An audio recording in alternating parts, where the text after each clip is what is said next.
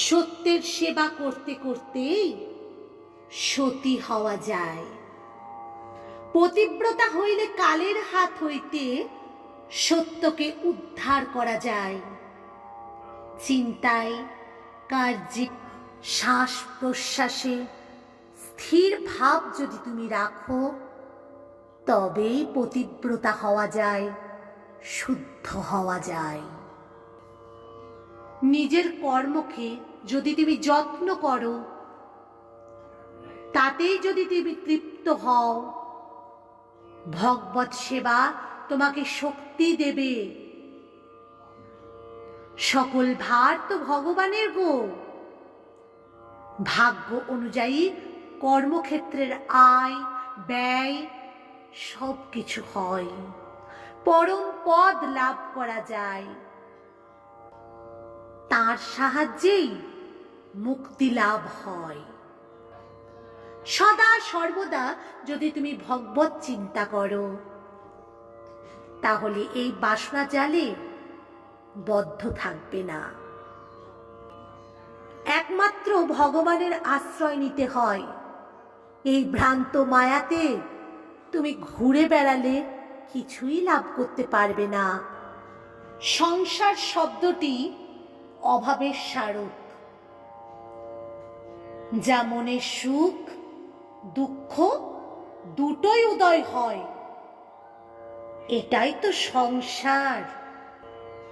নির্মল পরিষ্কার আকাশে যেমন সূর্য চন্দ্র নক্ষত্র সব দেখা যায়, কিন্তু অমাবস্যার দিন আমরা কি সমস্ত নক্ষত্র দেখতে পাই? পাই না। আকাশ যে তাদেরকে যত্ন করছে, কিন্তু মনের বৃত্তি নির্মল আকাশের মধ্যে স্বচ্ছ হবে তখনই যখন মনের বৃত্তিগুলো ভালো হয়। আমরা কোনো আশা করব না, আমরা গুরুকে ভরসা করব। আমরা লাভ লোকসান নিয়ে এই জগৎ সংসারে চিন্তা করব না। আমাদেরকে প্রারব্ধ ভোগ করতে হবে। সংসার যেমন আমাদেরকে চালাবে তেমনই চলতে হবে। কামনা বাসনা সকলে প্রারব্ধের দ্বন্দ্ব। সর্বদা নির্মল আকাশ জুড়ে চন্দ্র সূর্যের মতো নিজের মনকে লাগিয়ে রাখতে হবে। তুমি তোমার লক্ষ্যে ঠিক পৌঁছাবে, কিন্তু তার আগে মনকে স্থির করতে হবে। তোমার যা প্রারব্ধ ঋণ আছে তাকে আগে পরিশোধ করো, তা না হলে তো ভোগ থেকে তোমার মুক্তি নেই।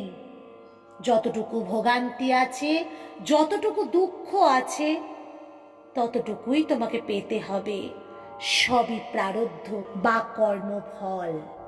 কর্ম করেই যেতে হবে। কোনো বিরক্তি কোনো সন্তোষ মনের মাঝে রাখলে চলবে না। কর্ম ক্ষেত্রে উপস্থিত সমস্ত কর্ম সফল, সমস্ত প্রারব্ধে যা লিখন আছে তাই মেনে নিতেই হবে। যখন যে অবস্থায় গুরু রাখেন তখন সেই অবস্থায় তোমাকে থাকতে হবে। গুরু তোমার সকল অভাব থেকে মুক্তি দেবেন, এটাই তো গুরুর আসল স্বভাব।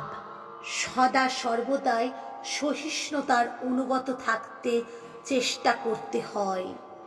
সংসার মায়াময় ভ্রান্তিজনক। যা কিছু বোধ করা যায় তা সকল ইন্দ্রজাল মাত্র।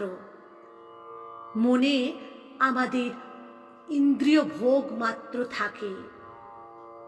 বুদ্ধি জ্ঞান অস্বাভাবিক হলে কোনো কিছুই আর সঠিক চলে না। তখন সব কিছু ভ্রম, সব কিছু ভুল। বস্তুর জন্য পিপাসিত আকাঙ্ক্ষিত হয়ে পড়ি, মনের কোনো আশা মেটে না, তখন আমাদের দুঃখ লাভ হয়। আমরা এই জীবন দশাকে মেনে নিতে পারি না, তখন আমরা চেষ্টা করি আমরা পাওয়ার তখন আমরা অনুষ্ঠানকে ব্যাঘাত ঘটায়, লাভ লোকসান খুঁজে বেড়াই।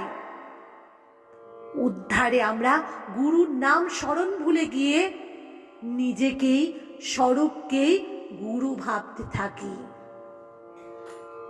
সতী হতে গেলে সত্যকে সেবা করতে হবে, প্রারব্ধ মেনে চলতে হবে, এটাই কর্মফল।